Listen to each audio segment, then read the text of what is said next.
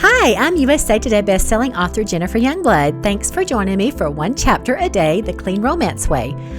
Today, I'm going to be reading the exciting conclusion of Her Crazy Rich Fake Fiancé. I am excited. Who would have guessed that Bryn would be the one to tell Wyatt the truth? Wyatt and his family took the news rather well, I thought. All of Haven's fears were in vain. Wyatt is clearly in love with Haven and not Bryn. We left off where Wyatt was going after Haven. Okay, here we go. Chapter 19. Haven sat back in the limo, staring unseeingly out the window. After rushing out of the family room, she was a total mess. Somehow she managed to pull herself together enough to go upstairs and throw her things in a suitcase. She pushed her way through the partygoers in the foyer and out the front door, intending to call a cab. Before she could, however, Ralph spotted her and insisted that she allow him to give her a ride to the airport. Wanting to get away as quickly as possible, she agreed. Red Rose was close enough that she could drive, but she needed a rental car which she could get at the airport. Her eyes were puffy and red from crying.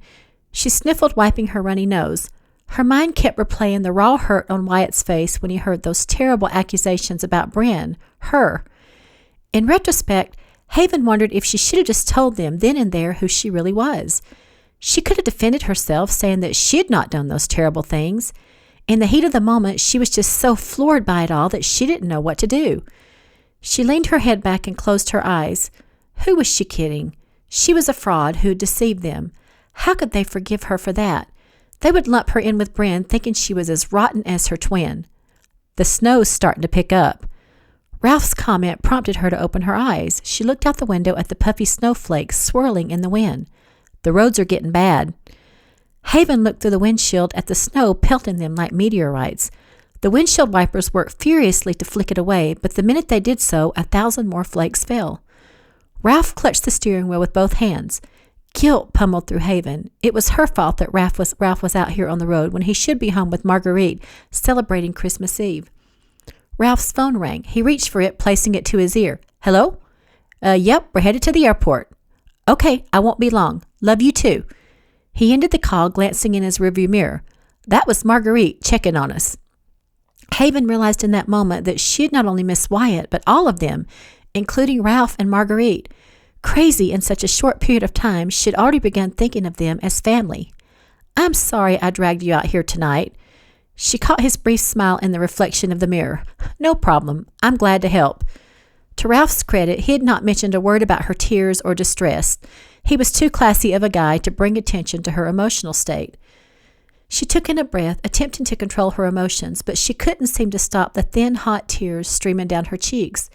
She didn't even want to contemplate what her life would be like without Wyatt. She'd go home to an empty house and spend Christmas alone. How foolish of her to think she could bottle up the memories and relive them at will, and believe that they would somehow bring her satisfaction.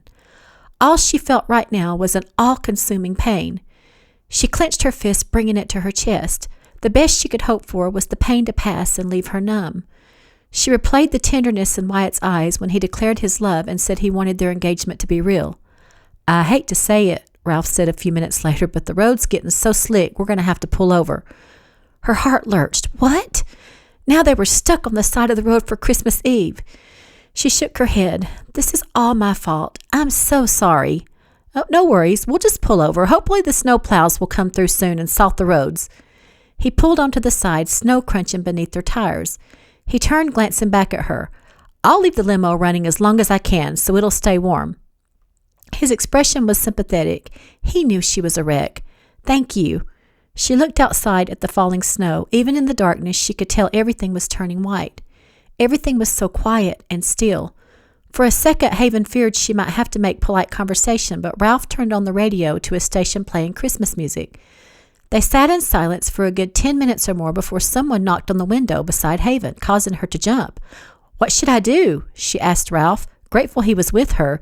She'd hate to be stuck on the side of the road with a cab driver. At least she was with a kind man whom she knew. He gave her an encouraging smile. It's okay, you can open it. It's probably someone offering to help. All right, she said skeptically, opening the door. She shivered as the wind blew in, sending swirling snow with it. Her heart about stopped when Wyatt stuck his head in the door. Hey! A broad grin split his face as he jumped in beside her and shut the door. Man, it's cold out there, he shivered.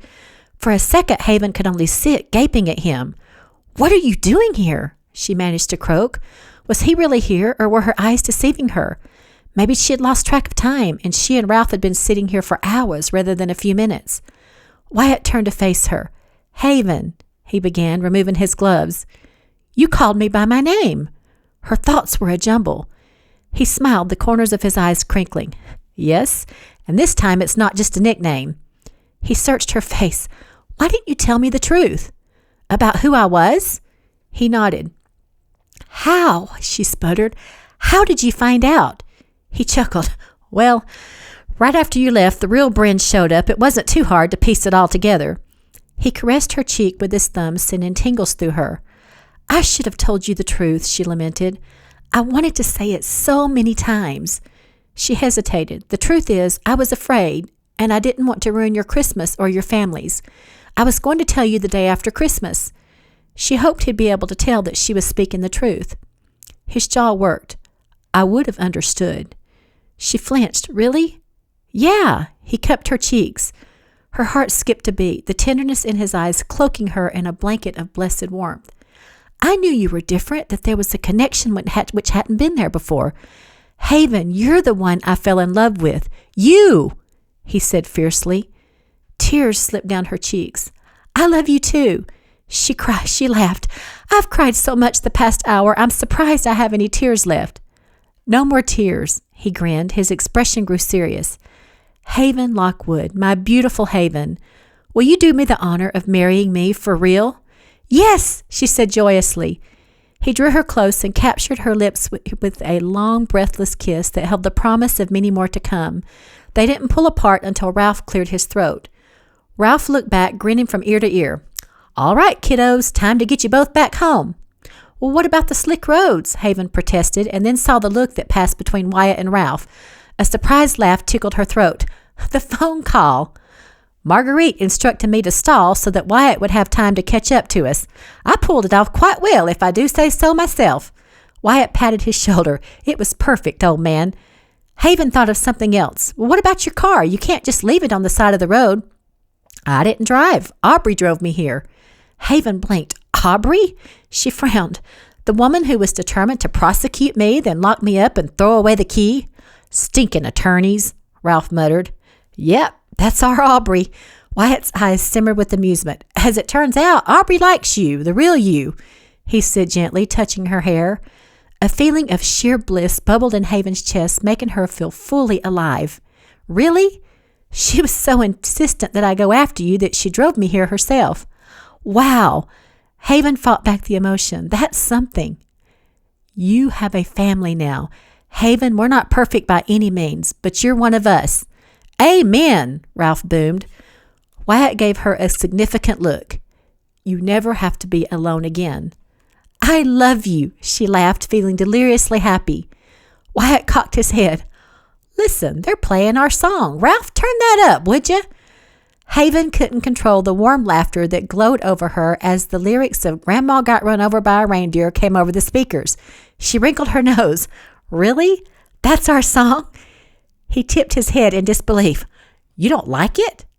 I suppose it'll do, she chuckled, pulling him in for another kiss. Epilogue. 1 year later, a few days before Christmas. A rush of emotion came over Haven as she and Wyatt pulled into the driveway of the Magnolia Blossom Inn. It looks the same, as if no time has passed. Yes, Wyatt agreed. He reached for her hand and brought it to his lips. Interesting how time seems to have stopped here, considering how busy we've been this past year. A contented smile curved her lips. It has been busy, but wonderful. After Wyatt came to get her in the limousine and proposed, for real, they went back to his house where they danced until the wee hours of the morning. The next day, they spent a quiet, cozy Christmas with Wyatt's family. Somehow, Wyatt pulled a few strings and managed to get her an engagement ring, which he presented on bended knee in front of the family room Christmas tree. This time, all the family applauded when she again proclaimed yes. At first, Haven and Wyatt weren't sure how to manage their long-distance relationship. Wyatt still had his practice in New York, and Haven was teaching in Tennessee. After 3 long months of commuting back and forth, only seeing each other on weekends, Wyatt announced that he was closing his practice in New York and opening a new one in Atlanta. Charles was grateful to have Wyatt closer, but was disappointed that he wasn't joining him at the company. Wyatt promised that he would eventually take his place at the head of the businesses, but not yet. Shortly thereafter, Haven found a teaching job near Wyatt's new office. They were married in June. Beverly and Ellie planned an elaborate wedding with all the trappings. While Haven would have preferred something simple, she was so joyously happy to be marrying Wyatt that she didn't even care. Haven's relationship with Bryn and her mom didn't improve. Bryn was still ticked that Haven got Wyatt. For Bryn, Wyatt was a trophy that slipped from her grasp. The last Haven heard, Bryn was dating another movie star. Haven couldn't remember which one, nor did she care. Demi was her usual self. She promised to come to the wedding, but her plans changed last minute as she darted off to Spain with her girlfriends. Haven no longer cared. She had Wyatt, and his family had taken her in as one of their own. She still missed her dad like crazy, but she knew that if he could see her now, he'd be smiling. Tonight, on the 1-year anniversary of the night they spent at the inn, there was only one place they wanted to be. Haven looked at Wyatt. "Do you think Lillian will be here?" "It's her 46th wedding anniversary. Where else would she be?" Haven laughed. "You're right. I actually have the jitters. Do you think she'll like our gift?" The plan was to present Lillian with a Christmas star and to return her box of jewelry. Of course, they couldn't go back to the inn without staying in the infamous honeymoon suite. Haven had called ahead and booked the room.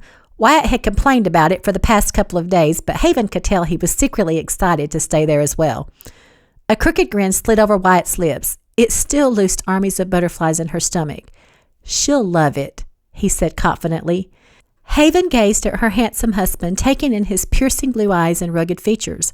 Although she wouldn't have thought it possible, she was more in love with him now than she was when they first got married. Their love was growing each day. Wyatt was everything she'd hoped, and so much more. He was her best friend, her confidant, her partner in crime. He kept her laughing. With Wyatt, there was never a dull moment. Before school let out, he surprised her by showing up at her classroom with Ellie. Wyatt was dressed as Santa and Ellie as his elf. The two of them passed out candy and did karaoke to Rudolph the Red-Nosed Reindeer. Haven was in stitches, and the kids loved it. "So, Mrs. Davenport," he drawled, pumping his eyebrows, "are you ready?" "Yes," she nearly shouted. She was ready for tonight and whatever else might lie ahead.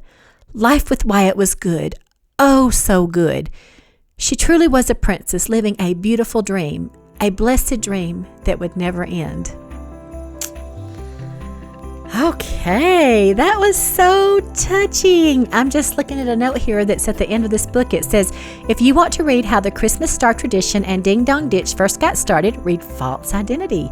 Yes, you should read False Identity, or better yet, you can watch it on YouTube. There's a video book of it. Then you can find out more about those traditions. Okay, I love the end. It was very fitting that Wyatt and Haven went back to the inn. I hope they get to see Lillian. I'm sure they will. I have to tell you a funny story. I was reading through this book a couple of nights ago so that I would be prepared to read it out loud. I got so engrossed in the story that I couldn't put it down. My husband could tell that I was really into the story and asked, "What are you reading?" He got the funniest look on his face when I admitted that I was reading my own book. Okay, how's that for a twist of irony? I write the books and then entertain myself by reading them. I suppose that's what you call creating your own entertainment. I hope you've enjoyed Her Crazy Rich Fake Fiancé as much as I have. This has been so much fun. Thank you for watching. Be sure and take a second to like this video and subscribe to my channel, and check out my other video books. I have quite a few of them up on YouTube. Here's to keeping it sweet and swoony. Thanks so much. This has been fun. See you next time.